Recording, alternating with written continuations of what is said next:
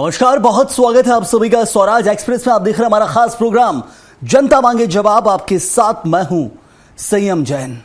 आज तारीख 25 मई और छत्तीसगढ़ की राजनीति एक बार फिर उसी दर्दनाक पन्ने पर लौट आई है जिससे इतिहास झीरम घाटी नरसंहार के नाम से जानता है।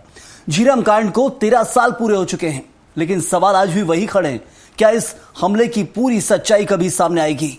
कांग्रेस इस मामले में अब भी जांच और न्याय को लेकर गंभीर सवाल उठा रही है, तो बीजेपी का आरोप है कि इस मुद्दे को राजनीतिक सहानुभूति और बयानबाजी के लिए इस्तेमाल किया जा रहा है। पीड़ित परिवार आज भी इंसाफ की राह देख रहे हैं और सियासत हर बरसी पर फिर गर्म हो जाती है। ऐसे में सवाल यह है, क्या झीरम घाटी की गुत्थी कभी पूरी तरह सुलझ पाएगी या यह मामला हमेशा राजनीतिक बहस का हिस्सा बना रहेगा? करेंगे चर्चा, लेकिन रिपोर्ट देखिए आप।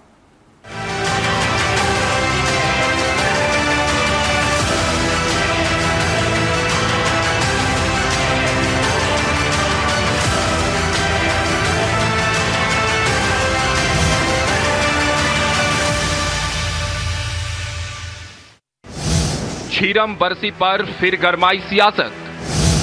13 साल बाद भी अधूरी झीरम की गुत्थी। कांग्रेस का आरोप, सच दबा रही है सरकार। बीजेपी का कहना, राजनीति कर रही है कांग्रेस। झीरम कांड में अब तक क्यों नहीं मिला पूरा न्याय? झीरम की सच्चाई आखिर कब आएगी सामने? 25 मई 2013 छत्तीसगढ़ के बस्तर में दरभा घाटी का वह दिन जिसे राज्य की राजनीति का सबसे काला अध्याय कहा जाता है। कांग्रेस की परिवर्तन यात्रा पर नक्सलियों ने घात लगाकर हमला किया था। इस हमले में कांग्रेस के कई बड़े नेता और कार्यकर्ता शहीद हो गए थे।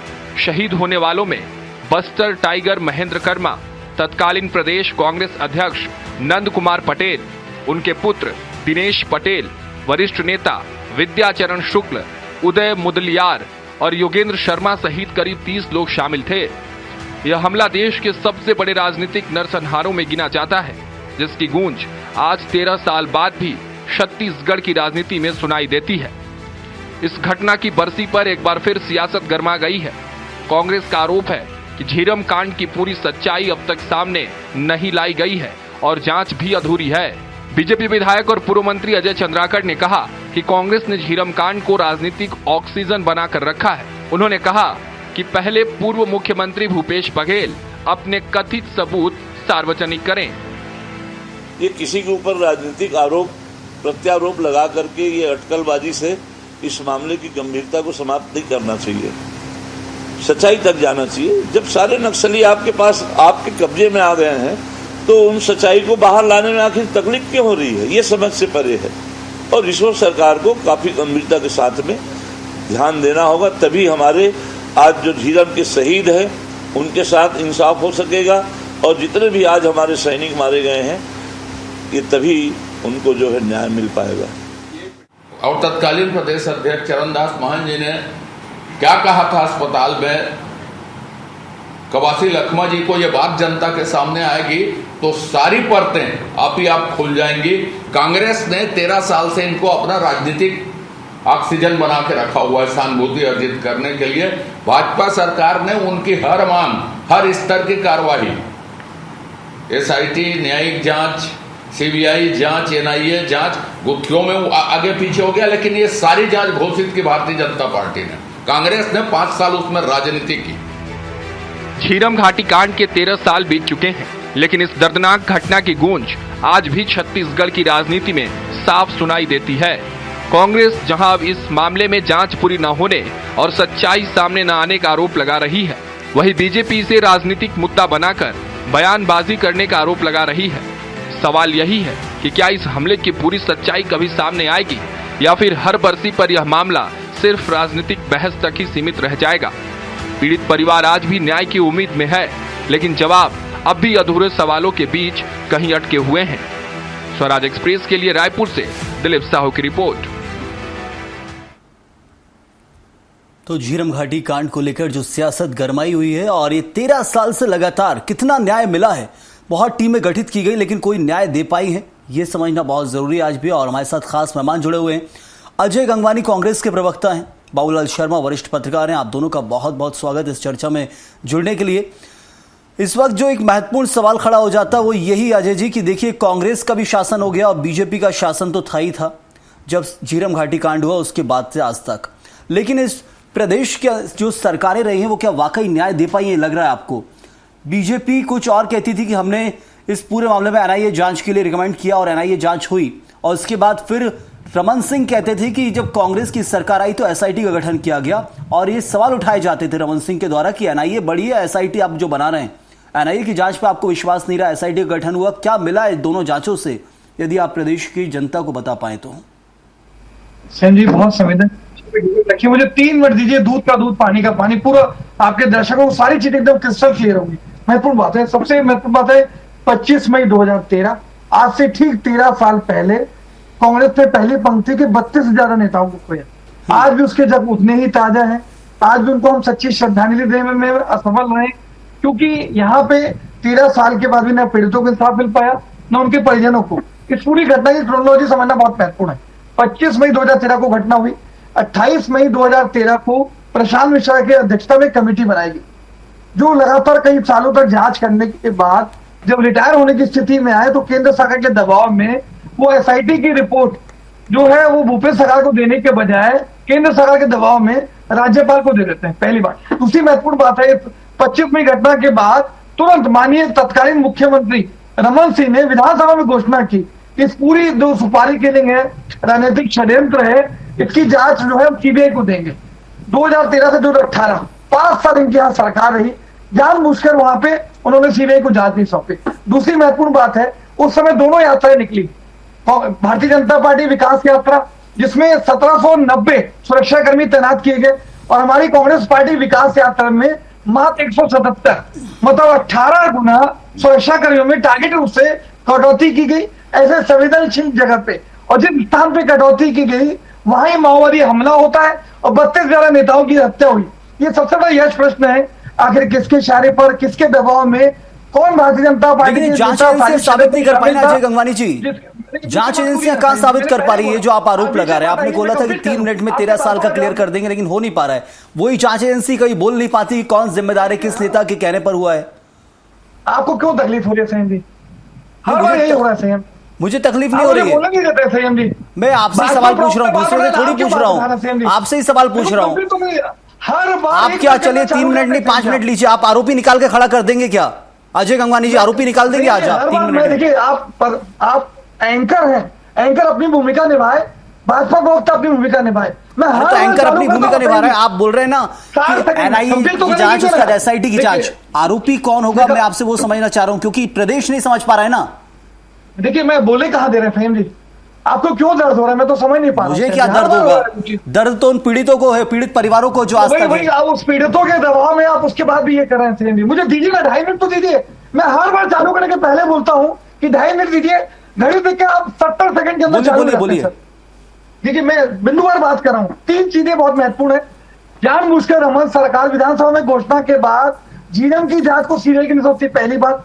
दूसरी महत्वपूर्ण बात, धर्मलाल कौशिक जो नेता प्रतिपक्ष थे वर्तमान, जब एसआईटी गठन किया गया कि सफारी किलिंग का साजिश का षड्यंत्र का पर्दाफाश हो, धर्मलाल कौशिक 28 अप्रैल 2022 को हाईकोर्ट में इस एसआईटी की जांच को बाधित करने के लिए पीआईएल लगाते हैं, जिसका नतीजा था कि 9 मई 2022 को हाईकोर्ट ने स्टे लगाया। मैं पूछना चाहता हूं भाजपा के प्रवक्ता से, आखिर किसके इशारे पर, किसके दबाव में, किसको बचाने के लिए नेता प्रतिपक्ष धर्मलाल कौशिक एसआईटी लगा के जांच को बाधित करते हैं? तीसरी महत्वपूर्ण बात है, आज 2013 में जब इसकी जांच चल रही थी तब गणपति और रमन्ना मुख्य आरोपी घोषित किए गए, उनकी संपत्ति सीज करने की बात की गई और उनका आरोप पत्र जारी किया गया। लेकिन जैसे केंद्र में यूपीए की जगह केंद्र की मोदी सरकार आती है, गणपति और रमन्ना दोनों का नाम हटा दिया गया, आखिर किसको बचाने के लिए? तीसरी महत्वपूर्ण बात। चौथी महत्वपूर्ण बात, एनआईए 2018 में सुप्रीम कोर्ट में क्लोजर रिपोर्ट की बात की कि हमारी जांच पूरी हो चुकी है, हम क्लोजर रिपोर्ट सबमिट कर रहे हैं। जब दरबार थाने में 2022 में जितेंद्र मुदलियार और महेंद्र कर्मा की पुत्री तुलिका कर्मा ने एफआईआर दर्ज की, तो एनआईए जाकर सुप्रीम कोर्ट में जांच को बाधित करने के लिए कहता है कि अगर किसी मामले की जांच अगर केंद्रीय एजेंसी कर रही है तो राज्य एजेंसी नहीं कर सकती। यही एजेंसी 2018 में कहती है हमारी जांच पूरी हो गई, हमारी एसआईटी को जांच की फाइल देने के लिए तैयार नहीं होती। ये 4 से 5 महत्वपूर्ण उदाहरण है संयम जी, चलिए जो इस बिल्कुल। बात का प्रमाण है मेरा कि केंद्र सवाल की क्या है मोदी महत्वपूर्ण, सरकार आपने बिल्कुल नमन टाइमलाइन बहुत अच्छी चाहती बताई ही है, नहीं। क्या कुछ इस केस में हुआ है आपने बहुत विस्तार से बताया है। लेकिन क्या होता है कि आम जन जो है, पीड़ित पक्ष वो है, वो आज भी निष्कर्ष चाहता है। आपने डाला है, बिल्कुल सवाल डाला उनकी तरफ और सवालों का जवाब भी ले लेते हैं। लेकिन सबसे महत्वपूर्ण चीज ये कि जो जिम्मेदार है वो निकल कर सामने आए। चलिए जांच एजेंसी नहीं कर पा रही वो काम, हम तो कम से कम इशारों में या खुलकर बता सके कौन जिम्मेदार रहा होगा, किसके कहने पर ये सब हुआ होगा। मैं वही जानना चाह रहा था अजय जी आपसे। और इस वक्त रितेश मौर्य हमारे बीजेपी प्रवक्ता हमारे साथ जुड़े हुए, स्वागत है आपका रितेश जी। ये बहुत कुछ डाला गया है, क्या बीजेपी जिम्मेदार थी क्या झीरम कांड की? बीजेपी के शासनकाल में जो प्रदेश में सरकार थी, क्या सुरक्षा आप उतनी दे नहीं पाए? ये कांड हुआ इतना बड़ा, उसके बाद 13 साल तक आज तक न्याय नहीं हो पा रहा है, जांच एजेंसियां जांच कर रही है, क्या कुछ कहेंगे सबसे पहले? सबसे पहले सभी दर्शकों को नमस्कार। और मैं बता देना चाहता हूँ कि जो गंगवानी जी ने जो प्रश्न उठाया, क्योंकि ये बहुत पुराना मामला है और आज झीरम घाटी के शहादत के जितने भी शहीद हुए उनको मैं नमन करता हूँ और बता देना चाहता हूँ कि ये एक सफेद झूठ है यहाँ पर, क्योंकि सुरक्षा पर्याप्त मात्रा मुहैया कराई गई थी और परिवर्तन यात्रा जो कांग्रेस का निकाला था उन्हें जिस रूट से जाने के लिए कहा गया था उस रूट को न चुन करके उनको डायवर्ट करने का काम इन्हीं नेताओं में से किसी ने किया था। यह प्रश्न आज भी बना हुआ है। दूसरी बात कि जब यूपीए की सरकार थी, पूर्व प्रधानमंत्री मनमोहन सिंह जी से लेके इनके कांग्रेस के नेता यहाँ छत्तीसगढ़ आए तो सीबीआई और एनआईए की जांच प्रारंभ हुई। मैं आपको बताया रमन सिंह ने सीबीआई और एनआईए की जांच की निवेदन लिखा और केंद्र सरकार ने इसमें लिखा। फिर क्यों भूपेश सरकार जैसे आती है तो एनआईए और सीबीआई को छत्तीसगढ़ में बैन करने का काम करती है, एसआईटी का गठन करती है? क्या कारण है? अब फिर वो प्रेस कॉन्फ्रेंस के माध्यम से कहते हैं सारे सबूत तो मेरे जेब में है, मैं जब चाहे उनका नाम पर्दाफाश कर सकता हूँ। तो कांग्रेस के प्रवक्ता बताए, भूपेश बघेल से पूछे या खलासी अब सीबीआई की एंट्री चालू है आपके शासनकाल में, अब तो न्याय मिलना चाहिए, अब तो सीबीआई की एंट्री चालू हो गई है। कवासी लकमा शांत हो जाते हैं। मुझे लगता है कि इसके पीछे एक बड़ा षड्यंत्र है। बात करना चाहिए, इनको बताना चाहिए भूपेश बघेल जी को कौन कौन उस षड्यंत्र में शामिल थे। मुझे लगता है कि जांच प्रक्रिया उचित। और दूसरी बात कि नक्सलियों को खात्मा छत्तीसगढ़ में 31 मार्च 2026 को केंद्रीय मंत्री गृह मंत्री माननीय अमित शाह जी के संकल्प के अनुसार ये पूरा हो चुका है। मुझे लगता है इससे बड़ा न्याय उस शहादत परिवार के लोगों को नहीं मिल सकता जो कांग्रेस केवल। मेरा सवाल का जवाब नहीं मिला है, आपने अपना तर्क रखा है, बिल्कुल मैं लौटता हूं इस वक्त बाबूलाल शर्मा जी से। एक जवाब बहुत जरूरी हो जाता है। बाबूलाल जी, ये झीरम कांड हुआ और छत्तीसगढ़ के अंदर अब दोनों सरकारों ने राज कर लिया उसके बाद, कांड के बाद किसने कितनी जांच की है और किस जांच में क्या कुछ निकला है, यदि वो स्पष्ट हो पाए कुछ? देखिए, दोनों सरकारों ने अपने अपने तरीके से इसमें जांच की है और माने ये स्थिति हो गई है कि बयानों के सैलाब में सच्चाई कहाँ डूब गई है पता नहीं चल रहा है जी, कि सच्चाई आखिर कहाँ डूबी हुई है। इतना बयानों का सैलाब जो है इस घटना के बाद हुआ था, आपको ध्यान होगा तो जरूर। कोई किसी का नाम लेने लगा, कोई किसी का नाम ले रहा है, कोई पूर्व मुख्यमंत्री का नाम ले रहा है तो कोई एक पूर्व मंत्री का नाम ले रहा है जो आज भी हैं।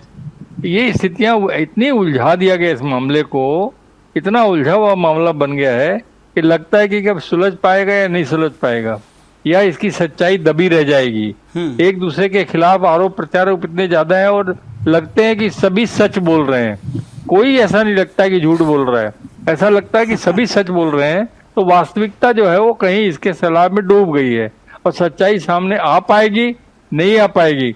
ये जो है एक अन्याय की स्थिति जो है जनता के सामने आई हुई, जनता चाहती है इसका सच सामने आना चाहिए। जी, सवाल जो महत्वपूर्ण यही है कि आखिर जांच एजेंसियों को गुमराह कौन कर रहा है? जांच एजेंसी यदि काम करे तो उस जांच को भटकाने का काम किसने किया? यदि ये चीजें भी तर्क पता चल जाए तो हो सकता है कि हाँ, दोषी किस और बैठा है वहां तक पहुंच सकें। यही तो मैं कह रहा हूं कि कांग्रेस और भारतीय जनता पार्टी के बयानों को बड़े ध्यान से देख लीजिए, उनके कृत्यों को ध्यान से देख लीजिए। धर्मलाल कौशिक का उदाहरण दिया, वो कोर्ट चले गए, ये सारी चीजों को ध्यान से जब आप देखेंगे, हाँ। एक टेबल पर ला करके रखेंगे दोनों चीजों को, तो आपको लगेगा कि सच्चाई कहीं गुम हो गई है। सच्चाई का अता पता ही नहीं दिखेगा आपको कि आखिर सच क्या है, ये समझ में ही नहीं आएगा। घटना तो घटी है, बिल्कुल साफ और सही है। घटना घटी है, बड़े नेताओं को मारा गया है, 32 लोगों की वहां पे शहीदी हुई है, ये स्थिति तो है। अब सच भारतीय जनता पार्टी बोल रही है, सच कांग्रेस बोल रही है, ये एक प्रश्न खड़ा हुआ है कि आधा सच आधा झूठ वाली स्थिति पैदा हो रही है और लोगों को समझ में ही नहीं आ रहा है आखिर किस दिशा में इसकी जांच जाएगी, किस दिशा में इसका जो है सच्चाई सामने आएगी। लोगों को बिल्कुल समझ में नहीं आ रहा है, लेकिन लोगों का मत एक है और जो पीड़ित परिवार है उनका मत एक है कि इसकी सच्चाई सामने आना चाहिए कि इसके दोषी है कौन। चलिए जरूर। अजय गंगवानी जी, ये 13 साल हो गए हैं, तर्क बहुत दिए गए। 13 सालों में भी कई बार चर्चा हुई है, जब जब इसकी वर्सी होती तब चर्चा होती है, अलग अलग वक्त पर जब इस केस में कोई लीड आती तब चर्चा होती है। आज जो चर्चा का कारण है, हम चाहते हैं कुछ ऐसा निकलकर सामने आए। क्या लगता है कांग्रेस को कि आखिर जिम्मेदारी किसकी थी? आप बहुत सारे सवाल उठा रहे थे, सुरक्षा व्यवस्था की कमी हो, ये सारी चीजें रही हैं। क्या इस घटना के लिए जो मुख्य तौर पर माना जाएगा, जांच एजेंसियों को गुमराह करने का काम किया गया? आपका एक तर्क बिल्कुल सहमति जता रहे थे, बिल्कुल बाबूलाल जी भी। क्या हम समझ के चलें? और एक सबसे बड़ा जो सवाल उठता है भूपेश बघेल का, ये कहना कि सबूत मेरे जेब में है, इसको लेकर थोड़ी सफाई जरूर दीजिएगा। देखिए, बहुत अच्छी बात वरिष्ठ पत्रकार बाबूलाल शर्मा जी ने पूरी जिंदगी पत्रकारिता को समर्पित किया है। बहुत नजदीक से घटना से लेके आज तक की पूरी गतिविधियों को बहुत नजदीक से उन्होंने देखा। देखिए, मैंने आपको बहुत बिंदुवार बात करूं, आपके लोकप्रिय चैनल के दर्शक देखेंगे, अगर कोई व्यक्ति जांच करना चाहता है, सचमुच ये चाहता है कि झीरम की घटना में जो 32 से ज्यादा नेताओं की पीड़ितों को इंसाफ मिले, उनके परिजनों को इंसाफ मिल सके, तो तत्कालीन रमन सरकार, वर्तमान शायद सरकार, तत्कालीन केंद्र की मोदी सरकार और वर्तमान की केंद्र की मोदी सरकार, क्या चारों ने ईमानदारी पूर्वक प्रयास किया? मैं आपको 5 महत्वपूर्ण बिंदु और बात कर रहा हूं। मेरा निवेदन है, देखिए, पहली बात, अगर आपकी नियंत्रित मंशा स्पष्ट होती, आप पीड़ित परिजन को इंसाफ देने का प्रयास करते, तो सबसे पहला कदम रमन सिंह सीबीआई को 2013 में जांच सौंपते। उन्होंने जांच नहीं सौंपी, इसका नतीजा है वो बताना चाहते थे आखिर किसको, क्या कोई भाजपा के निर्देशन में था? पहली बात। दूसरा, मैंने स्पष्ट उससे कहा, धर्मलाल कौशिक हाईकोर्ट में जो नेता प्रतिपक्ष का दायित्व है कि कोई सुपारी के लिए हो रही है, कोई साजिश हो रहा है, कोई षड्यंत्र हो रहा है, उसका पर्दाफाश करने में मदद करे। उसके पर्दाफाश को करने के बजाय उसकी झीरम की एसआईटी की जांच को बाधित करके आखिर किसको बचाने का प्रयास कर रहे थे, ये सबसे बड़ा यश प्रश्न है। दूसरी महत्वपूर्ण बात, तीसरी महत्वपूर्ण बात है, गणपति और रमन्ना जो मुख्य आरोपी थे, आखिर किसके इशारे पर, किसके दबाव में? ये सारी चीज आपने बताई, मैंने सुना है, पहले वाले में सुन चुका हूं, मेरे पास समय कम है, मैं चाह रहा हूं आप वही चीज रिपीट ना हो। मैं ये कहना चाह रहा हूं, क्या भूपेश बघेल यदि कह रहे हैं सबूत जेब में है, तो उसको लेकर कुछ जवाब देंगे आप? कौन से सबूत है वो बार बार बीजेपी सवाल उठाती है, क्योंकि प्रदेश के अंदर पूरी जांच जो थी वो केंद्रीय एजेंसी एनआईए कर रहा था। हाँ। मैं आपको बहुत महत्वपूर्ण आपके चैनल को स्पष्ट कर दूं, 25 मई 2013 की घटना है। कुछ समय के बाद जब रमन सरकार यहाँ परिवर्तन हो गया था, केंद्र की मोदी सरकार थी, जांच के नाम पे सिर्फ खाना पूर्ति की गई। किसी भी प्रत्यक्षदर्शी से जो वहां पे मौजूद थे, चाहे शिव सिंह ठाकुर हो या मलकीत सिंह गेंदू जी हो, अन्य वरिष्ठ नेता जो घटनास्थल पे मौजूद थे, जिन्होंने गोली तक खाई, उनसे एनआईए ने जांच के नाम पे पूछताछ करने की बात नहीं की। ये सारे प्रत्यक्षदर्शियों ने माननीय सुप्रीम कोर्ट में याचिका दायर की कि एनआईए जो है टारगेटेड रूप से इस मामले की जांच नहीं कर रहा है, हमसे कोई बयान नहीं ले रहा है। घटना के बाद भी विद्यासागर शुक्ला जी का मोबाइल, चश्मे, अन्य लोगों के पर्स, ये आप पूरा का पूरा झीरम कांड बता रहे हैं, जरूर है, लेकिन मैं आपसे सवाल क्या किया मैंने, आप वो जवाब नहीं दे रहे हैं, फिर बोलते हैं आप। मेरा सवाल है, भूपेश बघेल का सवाल है, जो बोलते हैं बीजेपी की सबूत जेब में है, उसको लेकर कोई जवाब देंगे क्या आप? सबूत जेब में, कौन से सबूत? उसी पे देखिए, मेरी बात बता दीजिए, अगर जांच एजेंसी एनआईए कर रही है और एनआईए जो है वो दिख रहा है कि जांच के नाम पे खाना पूर्ति कर रही है, इतने प्रेस कॉन्फ्रेंस, इतना सोशल मीडिया में लिखते हैं मोदी जी के बारे में, कंप्लीट करो मेरी बात को, सार्वजनिक कर दें, क्या दिक्कत क्या है? देखिए, महत्वपूर्ण रितेश जी एक सेकंड कुछ कहना चाह रहे हैं सबूतों को लेकर, यदि जवाब मिलेगा तो मैं लूंगा जवाब, नहीं तो आगे बढ़ूंगा। रितेश जी एक सेकंड मैं जवाब दे रहा हूं, मैं जवाब दे रहा हूं, सीधी बात कर रहा हूं। आज अगर भूपेश जी किसको सबूत देंगे? एनआईए जांच के नाम से खाना पूर्ति कर रहा है, एसआईटी की जांच कर रहा है, भूपेश बघेल किसको सबूत देंगे? अरे हम बैठे हैं ना अजय जी, हम बैठे हैं, आप बैठे हैं, मीडिया के सामने रखिए ना सबूत कौन से हैं, बिल्कुल देखेंगे, वो सवाल बनेंगे आजीवन भर के लिए जब तक जांच पूरी नहीं होती है। देखिए, जिस प्रकार से केंद्रीय एजेंसी संवैधानिक संस्थाओं का दुरुपयोग किया जा रहा है, तो कोई सही व्यक्ति, सही संस्था नहीं है जिसमें कार्रवाई हो सके। एनआईए तो लगातार क्लोजर रिपोर्ट की बात करता है, जांच का बात करता है। ये जवाब देता हूं रितेश जी से, फिर लौटता हूं, आपके पास भी वक्त होता है। तो रितेश जी, ये सबूतों के ऊपर सवाल आप बहुत उठाते हैं, लेकिन जांच को भटकाने का काम भी बीजेपी ने किया है, बिल्कुल सही तर्क दे रहे थे इस वक्त अजय जी भी, और उसका सहमति भी जता रहे थे बाबूलाल जी। धर्मलाल कौशिक ने जो किया, क्या सहमत है कि बीजेपी कहीं जांच को भटका रही थी क्या? देखिए, अपने अपने तरीके से लोगों ने काम करने का बाबूलाल जी, मैं लौटता हूं, मेरे पास मामले में। मेरा सवाल रितेश जी से, मैं आता हूं आपके पास। जी आवाज पहुंच रही है रितेश जी आप तक? जी हाँ, पहुंच रही है। जांच को भटकाने का काम बीजेपी ने किया है कि अब तक? क्योंकि केंद्र की जांच एजेंसियां जांच कर रही, तो अब तक तो पूरा सब कुछ निष्कर्ष निकलना था, कौन जिम्मेदार है? कांग्रेस की एक पूरी की पूरी पीढ़ी उड़ा दी आपने। कांग्रेस की जो पीढ़ी थी, एक जो नेतृत्व कर रही थी, वो पूरी की पूरी उड़ गई, और ये अब तक पता नहीं चल रहा है कि आखिर कौन इसके पीछे जिम्मेदार है, और क्या ये वाकई लूपहोल था? प्रश्न का जवाब आ जाए। जी जी, इसमें कहीं कोई षड्यंत्र नहीं है, ये बेतुका का बात है। और माननीय धर्मलाल कौशिक जी ने जो हाई कोर्ट में पिटीशन दायर किया, उस सारे उसको बिंदु को पढ़ेंगे, क्योंकि एनआईए जांच कर रही थी, सीबीआई जांच कर रही थी, और यहाँ पर एसआईटी का गठन कर ये लिखित वाला मुझे मत बताइए, कुछ प्रिंट है तो हाई कोर्ट को बताइए, लिखित वाला मत बताइए। लिखित मैं भी कुछ भी दे सकता हूँ रिटर्न में। कांग्रेस की पुरानी आदत है किसी प्रकार की किसी विषय में झूठ बोलने का। दूसरी बात, एसआईटी जो है, स्थानीय पुलिस जो है, जांच को धीरा कर रही थी, इसको लेकर के हाई कोर्ट में एसआईटी की जगह पे एनआईए सीबीआई को छत्तीसगढ़ में हाई कोर्ट में इस तरीके से समझ नहीं आएगा कुछ भी। ये जांच आज तक भटक रही है और आगे भी भटकेगी, मुझे लग रहा है ऐसा।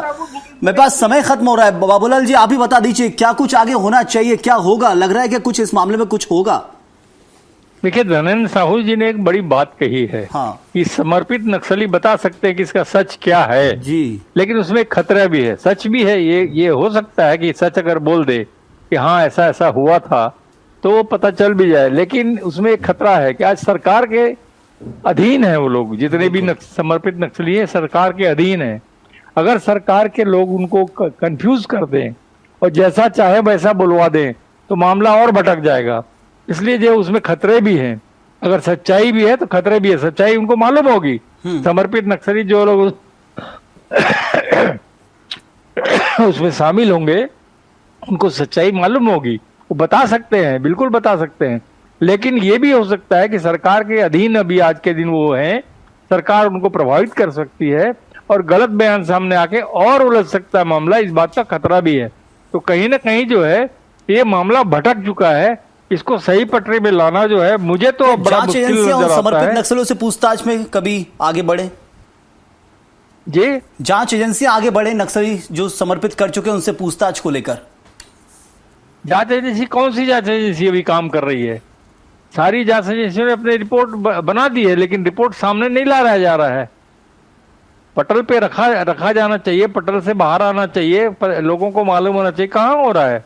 रिपोर्ट बनी रखी हुई है, राज्यपाल को दिया गया, सीधा सरकार को नहीं दिया गया। बहुत सारे उलझन इसके अंदर में है और उलझनों में पूरी तरह से उलझ चुका है ये मामला। कैसे सुलझेगा ये समझ में नहीं आता। 13 साल हो गए, 13 साल हर साल जो है ये मामला उठता है और ये मामला इसी तरह से गर्माता है और फिर सब शांत हो जाता है, फिर अगली 25 मई को फिर उठता है। इस तरह से चल रहा है। इस वक्त की हम कह सकते हैं कि टाइमलाइन बन चुकी है, क्योंकि वो जवाब मिलता नहीं और जवाब दबाने की कौन कोशिश कर रहा है, यही सवाल आज तक बना हुआ है। वक्त इतना ही था। फिर शुक्रिया अदा करूंगा बाबूलाल जी आपका, अजय जी आपका बहुत धन्यवाद, और रितेश जी आपका भी बहुत बहुत शुक्रिया हमारे साथ जुड़ने के लिए। 13 साल बीत चुके हैं झीरम घाटी कांड की, वो दर्दनाक यादें आज भी छत्तीसगढ़ की राजनीति में ताजा हैं। समय आगे बढ़ गया है, सरकारें बदल गई, जांच की परतें भी कई बार खुली और बंद हुई, लेकिन जो सबसे बड़ा सवाल है वो आज भी वहीं खड़ा है। क्या इस हमले की पूरी सच्चाई कभी सामने आ पाएगी? पीड़ित परिवार आज भी इंसाफ की राह देख रहे हैं और शायद यही सवाल आने वाले समय में भी गूंजता रहेगा कि झीरम की कहानी सिर्फ इतिहास है या अब भी अधूरा न्याय। फिलहाल के लिए इतना ही। आप बने रहिए स्वराज एक्सप्रेस के साथ।